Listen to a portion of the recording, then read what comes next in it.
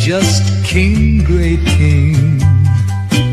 People error, people king, big, just king, king. Happy, many down, many jack, king from right. Just new king, big, great, can, new, happy. The owls are not what they seem, the owls. People very just king, great king. People error, people king, big, just king, king. Happy, many down, many jack, king from right. Just new king, big, great, can, new, happy. The owls are not what they seem.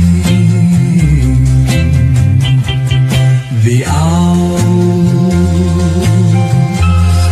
are not what they seem. The owls, people very just king, great king.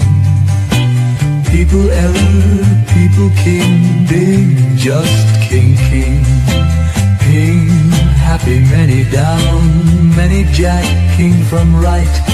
Just new king, big, great, can, new, happy. The owls are not what they seem, the owls.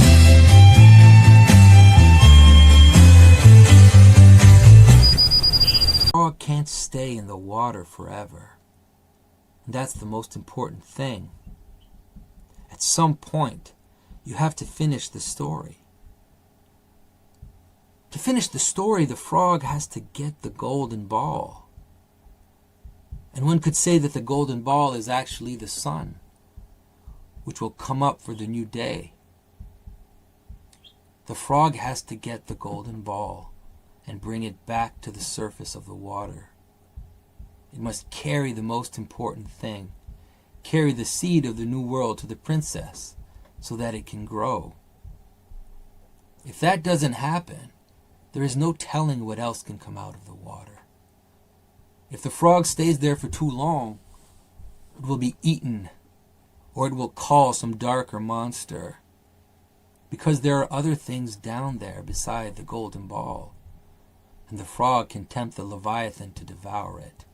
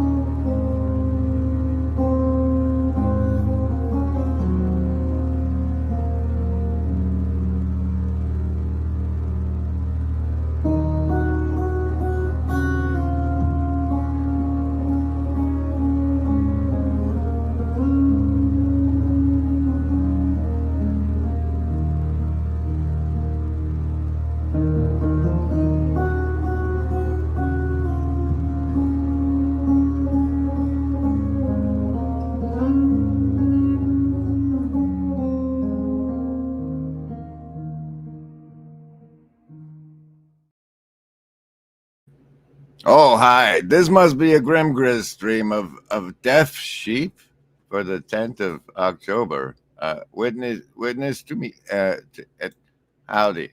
Howdy out there to Matt and Mills and Joe. And we got a Bubble here. And we got a Danny from Paul. Oh, welcome, everybody. Welcome. We're going to... forgive me if I'm not entertaining. We're doing some experiments with sobriety this month, and that's how that works.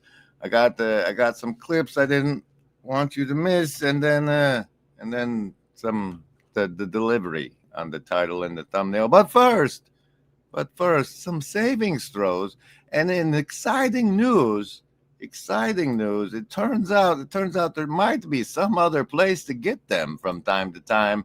As you can see here, yesterday, maybe. Choose. All right. Survival. Oh. That's 16. right. That's right. Now maybe you can get them over at Chad's place, but the best ones still come from here, and here's how those work. In the corner has been swamped with a Mind control. Mind control. Mind control. mind control. Savings throws for mind control. So this is how bad I have failed. Receiving I understand you have a respect for serious play. Yes, I have a ritual with my channel where, like reminding fish that they're in water, I remind people that there's a lot of mind control out there, even if you just consider advertising.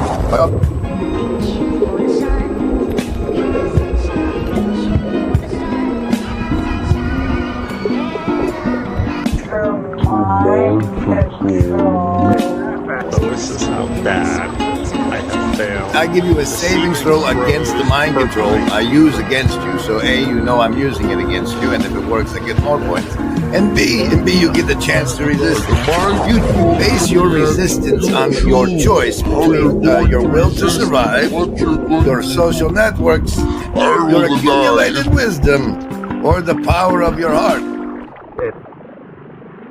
Mind control will continue in a moment.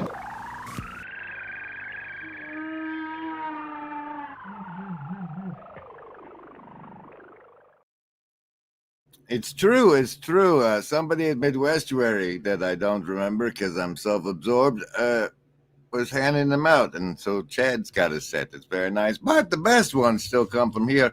And in order to participate, all you need to do is choose how you're going to resist the mind control, whether that be your will to survive, your social network, your accumulated wisdom, or the power of your heart. I roll a die 10 or higher, half damage. Survival, social, wisdom, or heart. Choose. Oh, survivalist. No bonuses for you today. That's a nat 1, full damage. Socialist, you could bonus out of it, but you got a 2, so that's a great deal of bonuses. Lovers of wisdom, prime 19. Half damage for you. Heart, folks, that's the chakra 7. Chakra 7 for you. And the indigo kids with the prime 17. Prime 17. This is awkward in this state of being, so let's just get into it, shall we? So we have some interesting clips that you may have missed. And this one, stop. This one is encouraging to me, as it turns out. Having Elizabeth come to Midwestuary is pulling her into the corner, and she went on with John the other day for one of his Silk Road seminars, in which he revealed. Not about with. I'll just be really honest here. I had a mystical spiritual experience with God on the philosophical Silk Road. It was very profound, and it was due to the journey. It was due to, I was reading an amazing book by Samantha Harvey called Orbital. I had been in 3 conferences talking about theosis and Barfield, and then I was suddenly alone in Zagreb, in a country I'd never been, and all the right conditions were set, and I had, and I came to realize, because I'd been always very critical of personal notions of God. God should be impersonal because of the Heideggerian critique. God is not a substance. God is not a thing. If you make God a thing, you're just subjecting him to the system of things. And I still think that all of that is correct. Person's not the same as a thing. What? Did you say a person is not the same as a thing? No, exactly. Yes, exactly. Also, some other highlights from that. You can do what Bronze Age civilizations were able to do, creating long periods of very stable social environmental structure. That works, and that gets ingrained, right? But it doesn't work in a situation, even biologically, by analogy, where their environment is radically changing. What the strategy changes, and biology is the science of the paradigm shift. It's not physics. I keep saying that. Look at the work of Michael Levin. Look at the work. If you can do what? Yeah, I'm not sure why I clipped that one. But here's he got miffed. He got miffed at Midwestuary. I think what I'm proposing, so I'm not saying I can establish this. I'm proposing that these people act as models of where virtuosity meets virtue in this new notion that what we're being called to. And that's what I was trying to say, and it got misrepresented as fundamental Midwestuary, that, right, we are confronting new ontologies. The cyborg, social media, right? AGI, these are new ontologies for us, and we have, and they are not going at a rate. They're going non-linear. We have to evolve our evolvability. Sorry, that's a long answer, but that's my answer to you. We have that proclivity, but we have to remember that the predictive bound up with relevance realization, and relevance realization is the machinery of insight. It's the machinery of aha. It's the machine. Aha. And then. Oh wait, this was just cute. This is just a cute one. Stop it. Yeah. Ooh. Yes. That is not what I was expecting. I learned something. My horizons expanded. I love it. Ooh. Yes. That is not what I was expecting. That ooh just brought me joy. I thought I'd share it. Oh great, I've lost the clips. There's one more. The secret recipe. Act as Socrates for each other. So one person is the proposer, and then there's one person that's acting as the midwife. There's another person that's picking up on the vibe of the situation, and there's another person that's a scribe that's writing down different points, and they're all helping draw out the proposer. I propose that honesty is. You do this for a while, then you get to a certain stage, and then it passes to the midwife. The midwife becomes the proposer, and the whole cycle. And you do it through 4 people. Why 4? Because you know how many chunks you can hold in working memory? 4. That's why we picked 4. Okay, so 4. And once it's gone around, you go into what's called free dialogue, because almost always it catches fire and it starts to flow. And people say, I had one woman after we did dialectic and dialogos at a retreat, she said, I'm going to take up the life of virtue. She didn't say, I understand honesty better. She said, and many people say that, I sense the presence of the virtue. I can act as. So this is I guess the competition for the estuary protocol. Socrates for each other. So one person is the proposer, and then there's one person that's acting as the midwife. There's another person that's picking up on the vibe of the situation, and there's another person that's a scribe that's writing down different points, and they're all helping draw out the. There's a vibe guy. They get to have a vibe guy. Okay, that's the clips from that I thought you'd like. Remember it. This agency. We want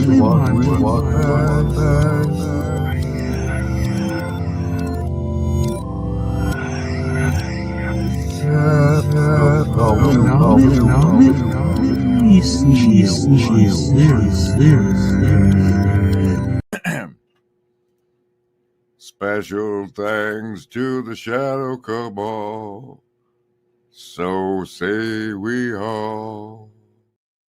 Did I mention to you guys that Free Rillian has started up his Chesterton and Chill things? I feel like we understand in these kind of like the TLC corners that play is a value, but the problem is it's kind of one of those things that we can't get at directly, because I mean we are thinkers and talkers on the internet. I feel like we understand in these kind of like the TLC corners that play is a value, but the problem is it's kind of one of those things that we can't get at directly, because I mean we are thinkers and talkers on the internet.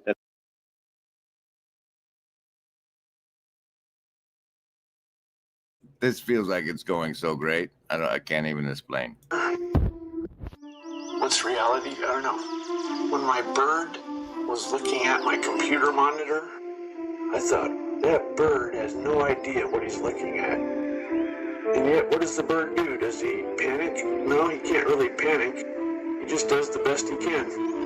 Is he able to live in a world where he's so ignorant? Well, he doesn't really have a choice. The bird's okay, even though he doesn't understand the world. You're that bird looking at the monitor, and you're thinking to yourself, I can figure this out. Maybe you have some bird ideas. Is everything all right in here? Yes, Nanny. We're trying, Nanny. We're trying, Nanny. Also, in case you didn't know, our good friend Pastor Paul Vanderclay made an appearance over on Worldviews, and I said Fire Ant Flotilla when I saved this clip, so he apparently missed out on. He didn't, you know. People are talking about it, and then having other people come into the live streams that we're running on the flotilla of channels that we have going in our little corner of the internet, and them talking about it, and us hearing each other talk about it. So what we've, I sometimes look at what we've collected in what we call the little corner of the internet, which is sort of this group of channels that have kind of gathered around my channel and other channels, is that we've sort of become an alternative to AI, because whereas a large language model is doing all this statistical analysis of language, what we've actually done is collected a group of people that are sort of wrestling with the ideas of today and listening to each other and talking to each other. And that's actually way more fun than just listening to celebrity YouTubers talk about things, because celebrity YouTubers have to sort of stick to circle or talking about it. And then We all know that there is no agency any living gent can see. Doing what is right for me is lifting up my bro so he can grow some eyes to see that doing what is right for me increases all our agency. And I thought this clip was important once. I just wanted to sort of reflect on what you said about these sort of shortcuts. I think I've had this phenomenon happen to me sometimes in my life where I'm sort of invited to an event and it seems like a very random event. Often I kind of feel like, I don't really want to go, none of my friends are going. But then maybe at the last minute I just say like, well, let's just roll the dice. And I find that almost invariably those are productive meetings. I'm kind of wondering if there's a takeaway for people here, which is that they should put themselves in situations where the probability of forming these shortcut links, would it sort of increase the luck in your life? You have just put your finger on a very famous phenomenon in sociology that is called the strength of weak ties. Because you ask people how they got their job, and people would say, oh yeah, I heard about it from, Randy. And then he'd say, oh, is Randy a friend of yours? And people invariably would. I just wanted to. No, Randy is just an acquaintance. Really, the minute restriction is really. Now, this guy has been screwing with me lately a whole lot, and it'll get to the title and thumbnail part of it. Knew what I wanted to be. I knew what not to do and what to do. So early on, it's revisionist at this point, but I could look back and go, being informs doing all the way, good or bad, being informs doing. So, because the only organizing principle of any living system is identity. There's nothing else in our reality to organize around other than identity. And if the identity is true and authentic, the result is an open system that's reciprocal and other focused and for the good of the other, and it'll die for the other. But if the identity is corrupted, it becomes a parasitic identity. Good cell, bad cell. Good cell reproduces. It knows when its lifespan is over and it dies according to the rhythm of what its gift is to the body. But a corrupted cell will destroy the whole body, feeding itself. So then you can look at whole countries that operate that way and societies. See, he's really onto something there. I got a couple more from him that are relevant, maybe. Here's a short one. He said, I just want you to know that I'm a Christian. And I'm like, that means zero to me. That means nothing to me. Why? Just because it's just, I always say to people, that's just the name of a gang. That's a gang name. Like I'm a Blood, I'm a Crip, I'm a Christian, I'm an atheist. They're just names of gangs. It doesn't mean anything about what's inside of you. You don't even know what's inside of you, right? I bet that felt good for it. And that's kind of how I feel about that whole "I'm a Christian" thing. Confession means just you tell. But this part I like. This one I liked a lot too. Okay. So confession means just you tell the truth, and we don't know how to tell the truth. Don't ever tell the truth, and so learning, because to know and experience the truth is what sets humans free. So learning to truth tell, just practicing truth telling with God at whatever level you can start. The truth telling allows for mind change of the person, which is repentance. So I was taught confession is sorry and repentance is I'm really sorry. Those are both wastes of time. Confession is tell the truth, and repentance is God telling you the truth. Wow. Confession is you telling God what you think is true, and then giving it to him, and then him telling you what is true. And you agree with it. And you agree with it, and it changes the form of how you live your life. Which is why repentance means you change your mind to match his mind, and then it changes. So metanoia, mind change; metamorphe, form change. We're just trying to get people to change their behavior based on. Okay. So yeah, that's the horrible part. We'll get to the title and thumbnail delivery right after some of these. Remember embody.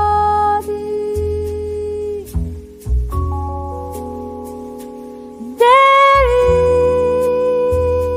is no agency. We want what's best for you.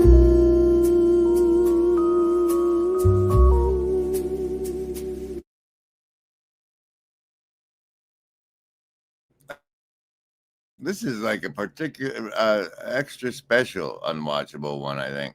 Because if one learns to put a lid on feelings, it's very hard to open up the lid for feeling A, but close it for feeling B. Yo soy una hija del Inti Sol, de la Pachamama y del Inti Sol. Yo soy hermana del pueblo Coya, del Inti hermano y de la Aymara, de la Aymara. Yo misma me guío a la libertad, el Aymara, un indio me guía a la libertad. Hello! I see the assassins have failed. All right. Now this deaf sheep part, the title delivery, as it were. It turns out, according to this Bible Gateway, that that's not very visible. There's this good shepherd parable in the Gospel of John, and here's from the King James version, right? And it says, I have other sheep who are not of this fold, because he's talking about the fold of the Jews. And he says, they shall hear my voice. And so I was curious among the people that get to see this, if any of you actually hear the voice of God, and then of course whether or if you don't hear the voice of God, then maybe you're not one of his sheep. Because if you go to the parable of the tares and stuff, you'll know that some of them are tares and not wheat, and those are the children of the devil, he says, apparently. And so maybe if you don't hear Jesus, that you're one of those guys. Remember, embody, there is no agency. We want what's best for you. Remember, embody, there is no agency. We want what's best for you. And yes, Chad, yeah, we covered that before you showed up because you were late. you were late, but we already covered that. Casino deck card of the show is the 6 of clubs. And finally, hey Stephanie, good to see you. The last bit we have is this part here. This part here. The witness to me. You see, people say that this TLC space I'm in